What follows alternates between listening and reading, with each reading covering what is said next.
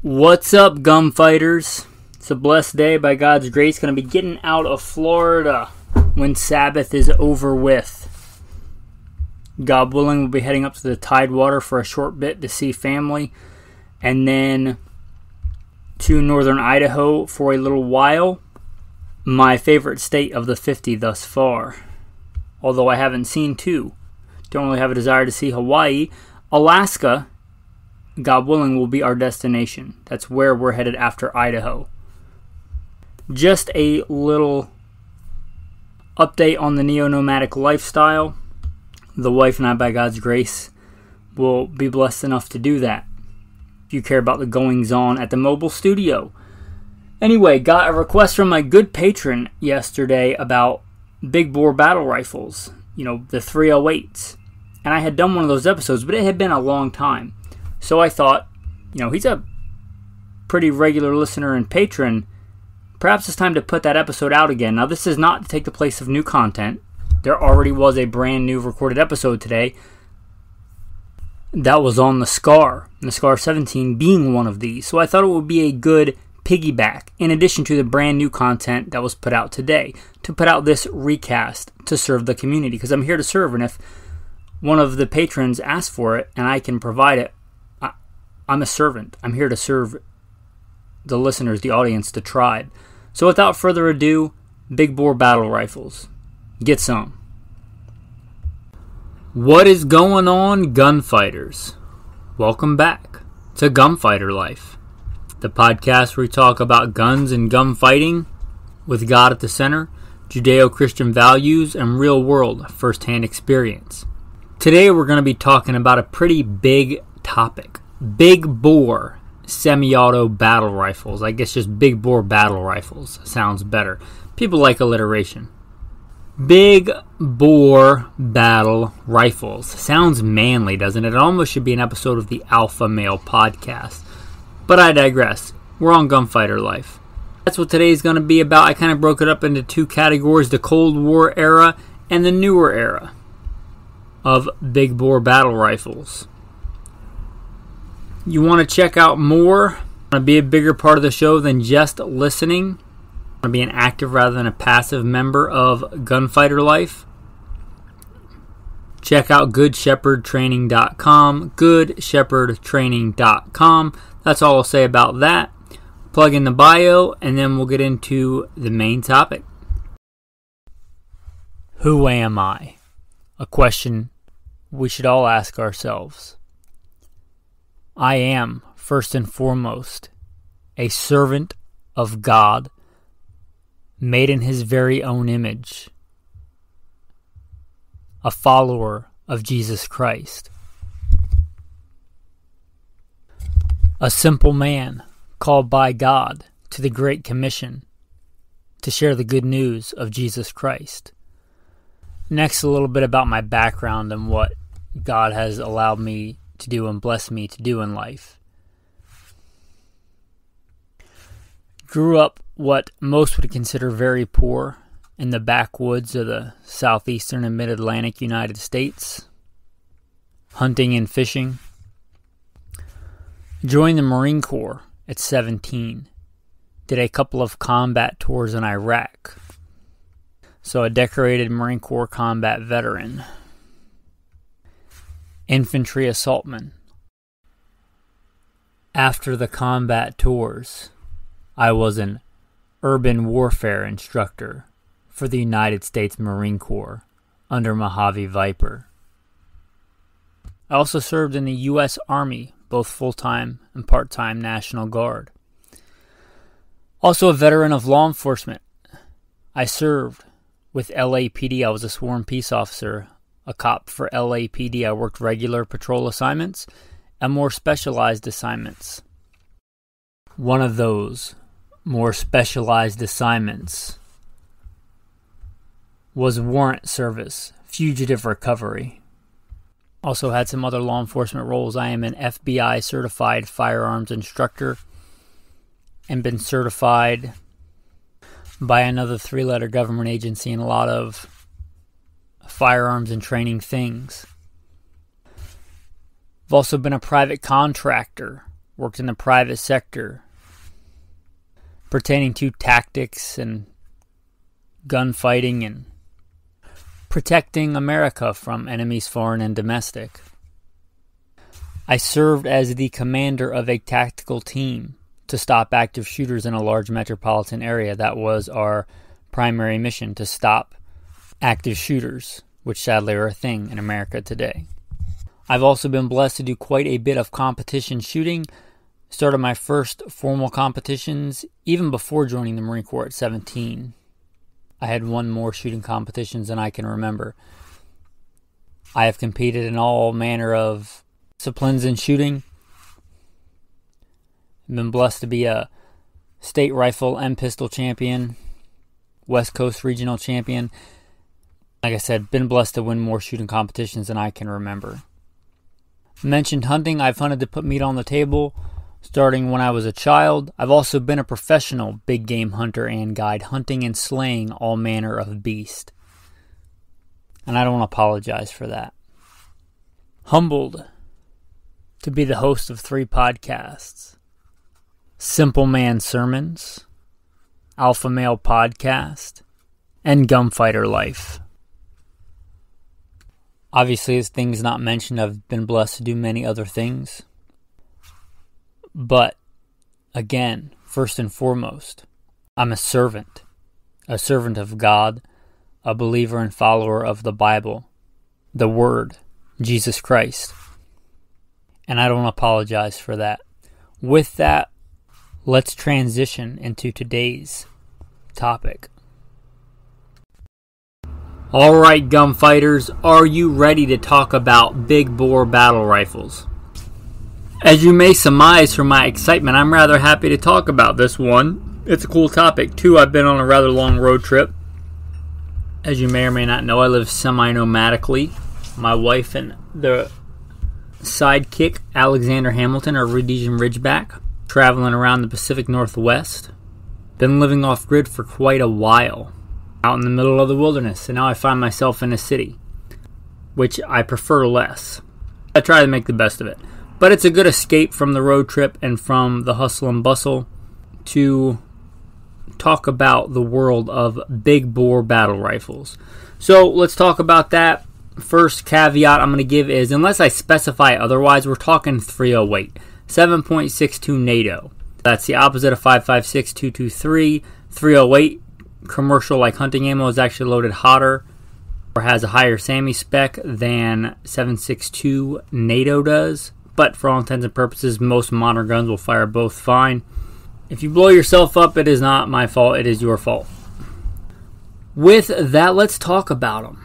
We're going to start off with the Cold War era ones. One, because I don't want to blow through them, because I try and come at this from real-world first-hand experience, and there's only one that I have a lot of real-world first-hand experience with. I don't consider shooting one at the range or handling one actual experience. That's going to be the FAL. The first one we're going to talk about, the FAL. The right arm of the free world, adopted by a buttload of countries, but not us. Which means I didn't really have any exposure to this in the military. I was a poor boy growing up in the South prior to that, so I kind of missed that whole boat on the FAL. It is a great gun. There are lighter versions, but it's kind of a pig when it comes to weight. And there are a ton of variants, so weight varies. There's a lot of variations, but for argument's sake, let's say between 9 and 11 pounds without an optic. Box magazine fed shoulder fired weapon. I believe the standard is 20 rounds, which is pretty standard for 308 battle rifles. Very robust, very well made. You do, from what I understand, require adjustment of gas systems to cycle different kinds of ammo reliably. Optimally, let's say that. You could probably put it on the highest gas setting. With cycle, it might just beat up the gun and you a little bit more, but it has variable gas settings. Presumably a good feature if it's a rifle adopted by a ton of different countries with a bunch of variations in ammo. But the FAL, it's a good rifle. It's, by all accounts, a reliable rifle, a robust rifle. It is, however, hindered by the inability to easily mount optics. You can mount an optic on just about anything. Probably mount an optic on a high point if you really wanted to. High point pistol, that is. Yeah, I'm sure you could get the slide cut, mount an optic on it. It's not doesn't lend itself to that very well. Neither does the FAL. No, I'm not saying the FAL is a high point. The next one, the kind of the rival to this in the same era, the G3. The G3 I've handled them both. I like the G3 better personally. I like the sights on the G3. The G3 and the HK91, for all intents and purposes, I'm not that big of a sommelier of these rifles to really know the practical differences in them. I said light, I guess it's a relative term. It still weighs 9.66 pounds, which is not a skinny girl. It does, in my opinion, feel sleeker. It does seem simpler. I like the design. And I also really like the book Patriots. I have a Rhodesian Ridgeback, but I do not run an HK91 or a G3. Never owned one. I think they're pretty robust, pretty reliable. They have, from what I understand, have worked on quite a few guns, a fairly simple operating system. I like simplicity. There's a reason I switched from carrying a folding knife to a fixed blade knife. Primarily simplicity.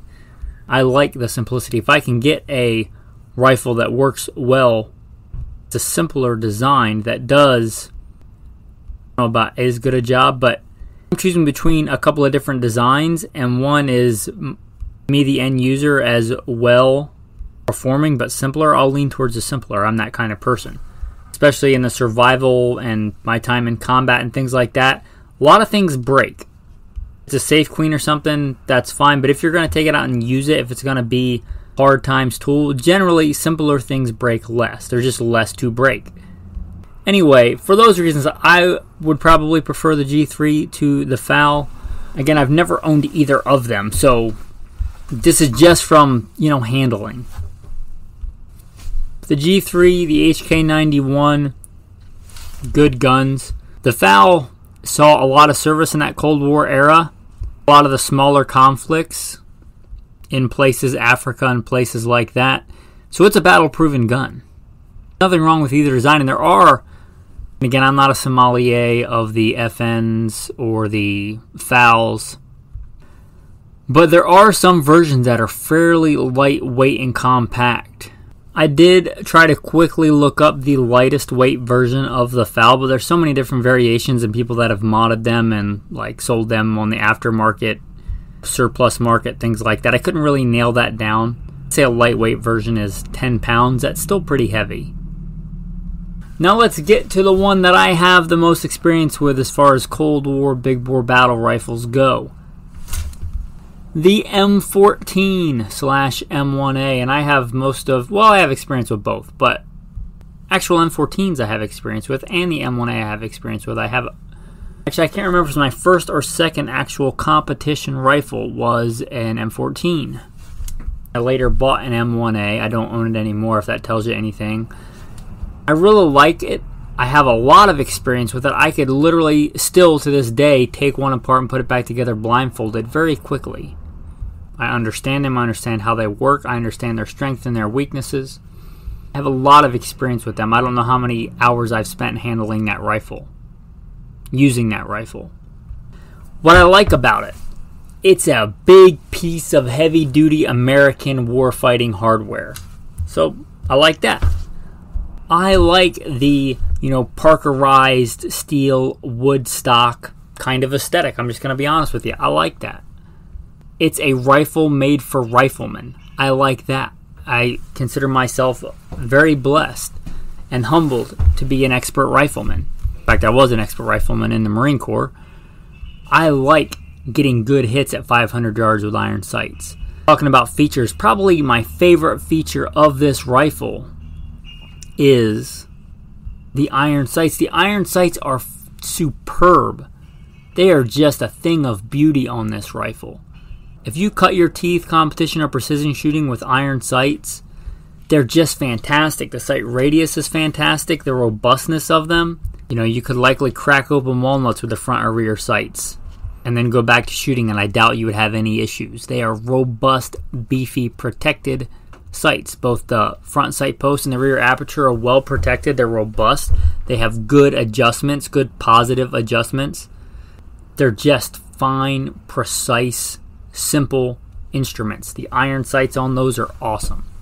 I mentioned I like the G3 HK91 style of drum sight, and I do. It's a cool sight. I think the M14 sights are better. I think it has the best sights of any of these, at least iron sights, of any of these battle rifles. I like the flash hider on it. It might seem like a little thing, but I like it.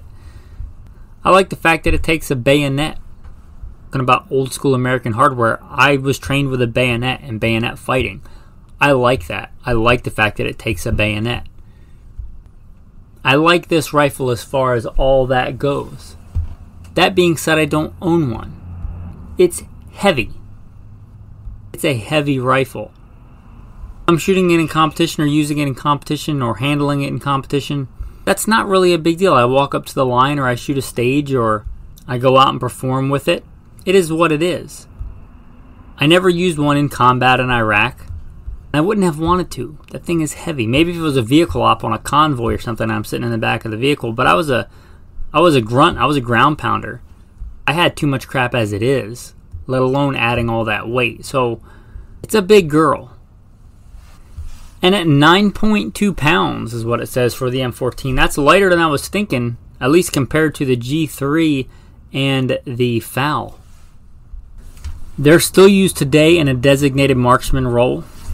But that's not what I had. I was actually issued an ACOG back before everybody was issued an ACOG. I think now pretty much everybody in the Marine Corps runs an ACOG. But when they were first coming out, they issued them to kind of who they selected as the best shooters or whatever. I did have one, and I was very blessed to have one. It's a good sight, 20-inch.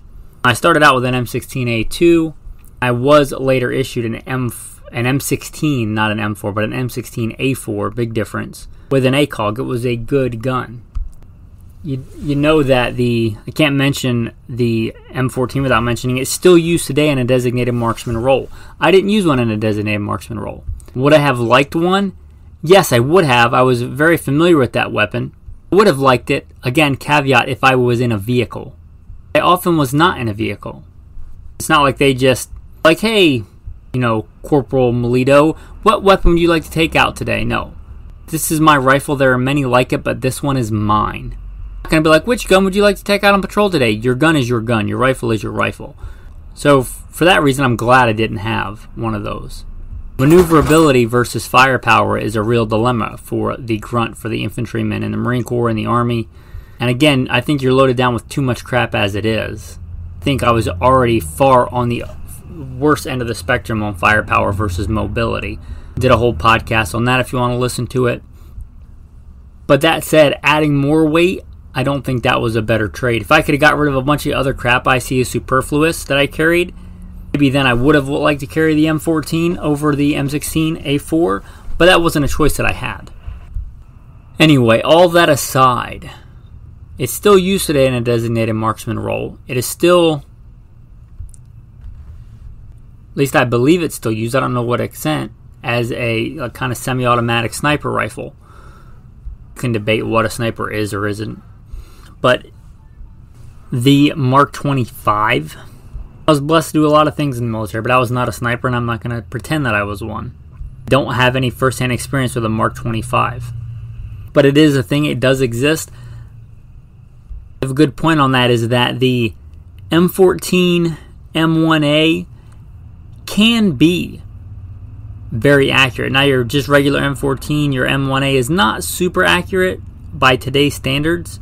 Probably talking a 2 or 3 MOA gun, about like a national match or an accurized one. They can get very accurate, but that takes a lot of work. But a fine rifle. And if I had to stick with the Cold War era battle rifles, I'd stick with the M14 or some derivative thereof. Alright. Let's transition, and there's probably other big bore battle rifles of the Cold War. I'm not going to talk about Soviet stuff again. This is mostly 308 stuff we're going to talk about today. Though I do believe 2 of the rifles we're going to talk about, including the one we just talked about, are available in 6.5. The new 308, just like gray is the new black or whatever. 6.5 is kind of the new battle rifle cartridge. Now maybe it's going to be 6.8. Who knows? The old 270 from Jack O'Connor, reborn. Anyway, let's not get down that rabbit hole. Let's talk about One that started out very much in the Cold War, but is very much modern. And in fact, it didn't see much adoption during the Cold War, and it's probably more popular today than it ever was then. You'll notice the AR-15 was a civilian designation of what became the M16. Well, the civilian designation of the AR-10 precedes it. Why is that? Well, because that gun was originally designed in 7.62 NATO. They came out with it later in an experimental varmint cartridge based on a 222 Remington or 222 Remington Magnum, I forget which. And that became the AR-15, but it was originally designed in 7.62 NATO as a full size, and that bigger guise of a battle rifle, a full-size battle rifle, instead of more of the scary assault rifle that we have today. But anyway, it was originally an AR-10 in 7.62. I think Portugal adopted it. There may have been some other smaller countries that adopted it. We didn't adopt it. Just poor timing, or the Army just wasn't ready to go that space age yet. When they were, they wanted a more intermediate cartridge. You can really nerd out about that kind of history stuff. That's really more of a Forgotten Weapons channel kind of thing if you want to dive into that. Anyway, just say that it wasn't 7.62 first. Although it came out in the Cold War in the 50s, it really hasn't become popular until fairly recently, until, kind of post-Cold War. There are a ton of AR-10 derivatives. The big drawback for the AR-10, the beefed up AR-15, is that unlike the AR-15 that pretty much has a mil-spec standard, since we didn't adopt it, no major militaries adopted it, there is really no mil-spec pattern. There are a lot of companies that make AR-10s, and there are a lot of different components and size variations in AR-10. A bolt that works in one is not likely to work in another, even if they're both direct impingement DI guns. They don't even all take the same magazines. So there's a vast variation. So when you say AR-10, not like a lot of AR-15s where I could take my Colt 6920 upper and throw it on a Daniel Defense lower and call it good. The AR-10 world is not like that at all. So if you're going to build one or buy one, do your due diligence there.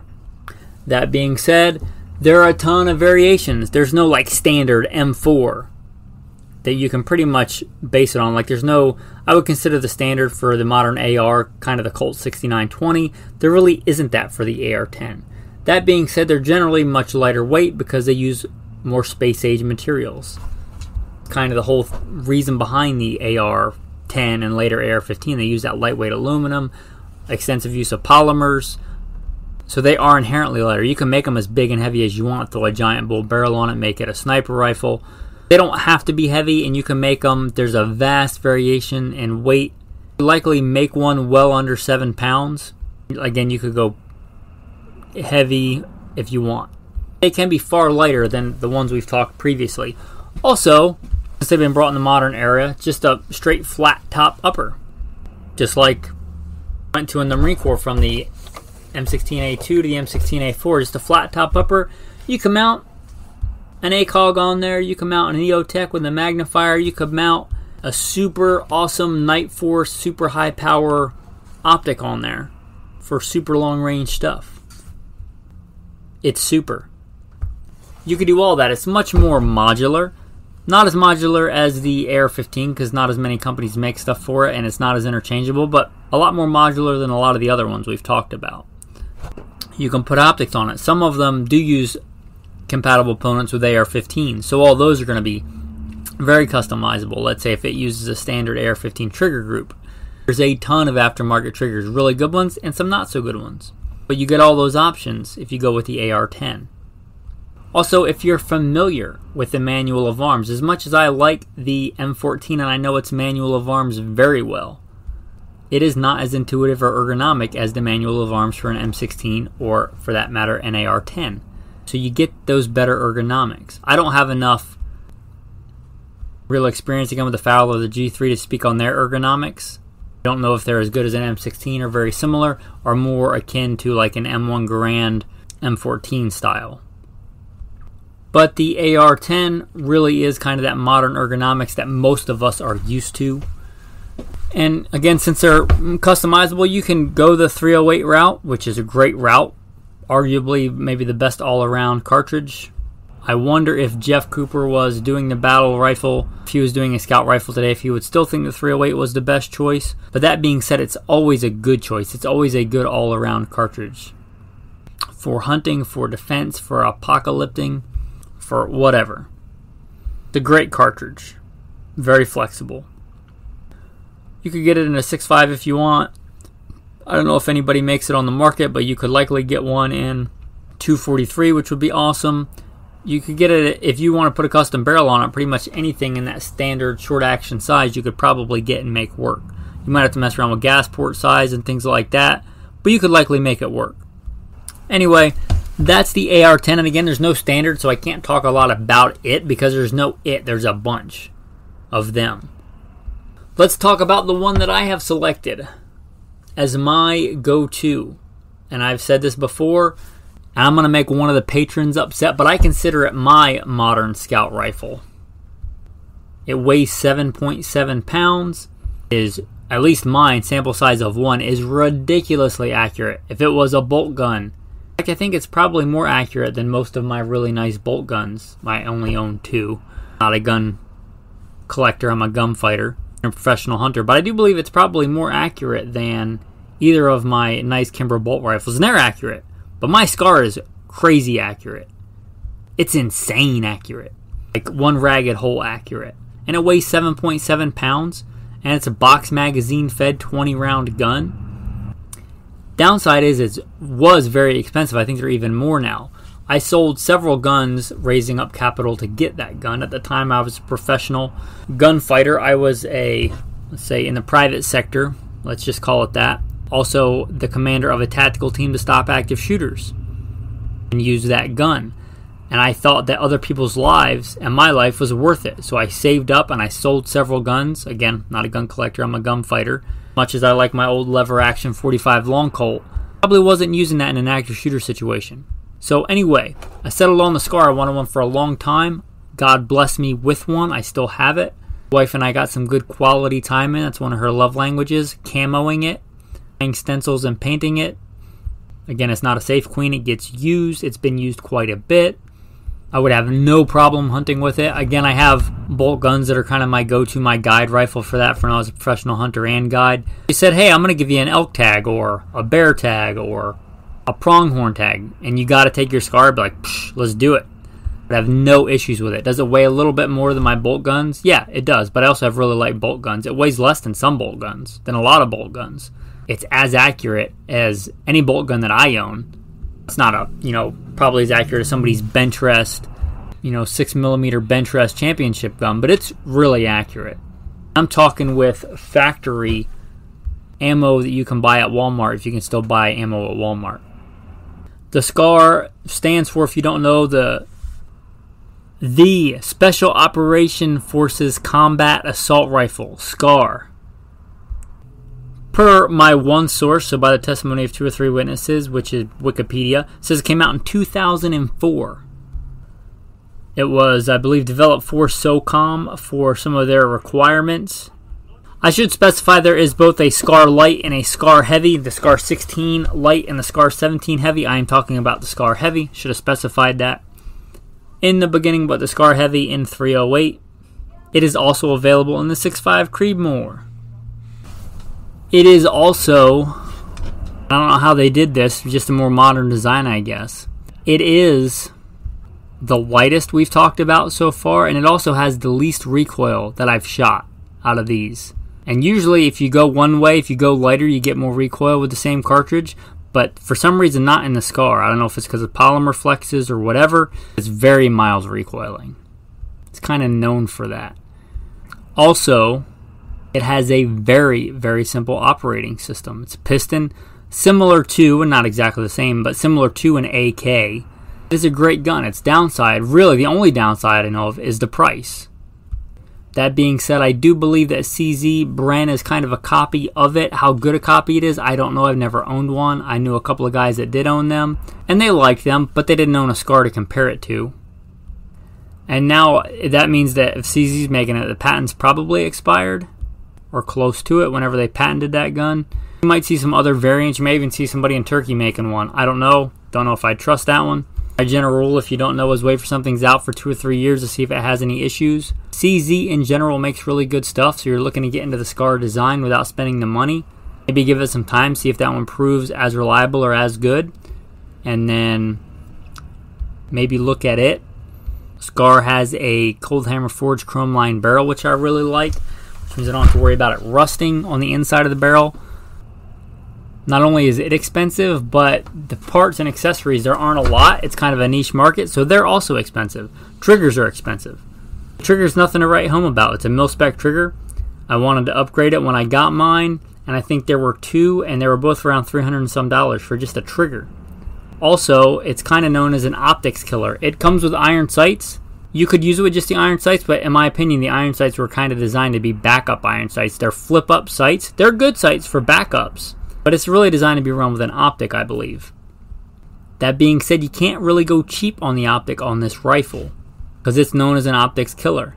I took this rifle to a pretty crazy training course and beat the crap out of it. The rifle worked fine. I did break one optic. It was a Trijicon. It was a good optic. Whether the rifle broke it or I just broke it being hard on stuff, because I'm hard on stuff, especially in training.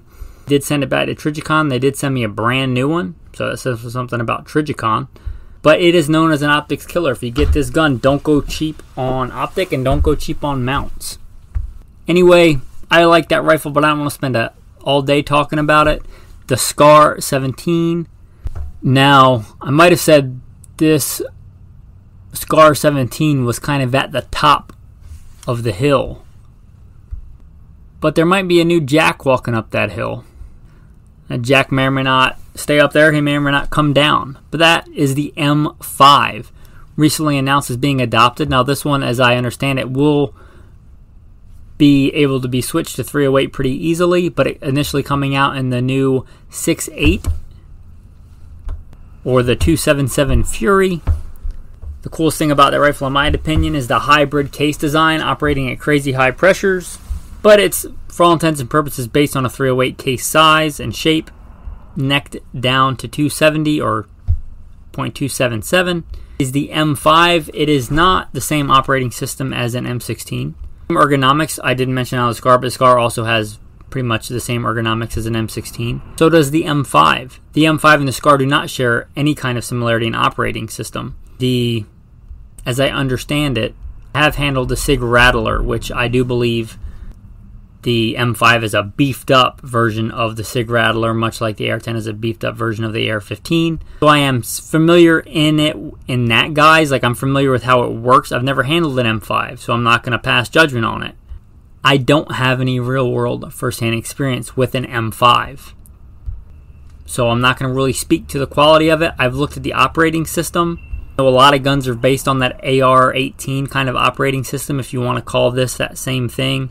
Kind of that dual spring, rotating, locking lug bolt design. It's a good design. A lot of guns are based on it. So that operating system can work very well as long as it's done to the right tolerances and the materials are right and all that stuff. Again, I don't have experience with the M5. It is kind of an exciting time. It's been a long time that the military has used the M16 and its variants, M4, whatever, and the 5.56 cartridge. So let's see what's going to happen with this 277 Fury and the M5. I assume that because of this, that platform and that operating system and the companies coming out making copies of it or things very similar to it, that's generally what happens. So we'll see what happens with this. But very exciting. Again, you know me, I don't like to be a beta tester in a gunfight, so I'm not going to run out and get one anytime soon.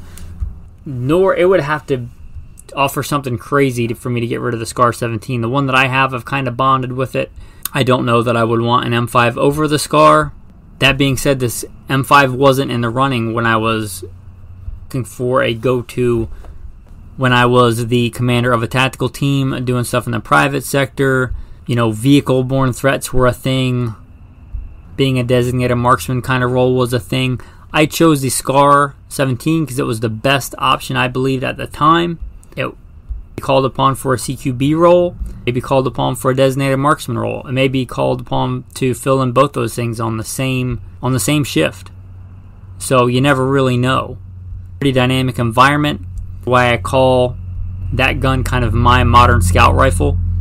with that, that's the summation of your big bore battle rifles. If I didn't mention your favorite or the one you think should be the best or left something out, you can always contact me at goodshepherdtraining.com. If you want everybody to see it, you can always leave a review if it's on iTunes or a platform that lets you leave a review.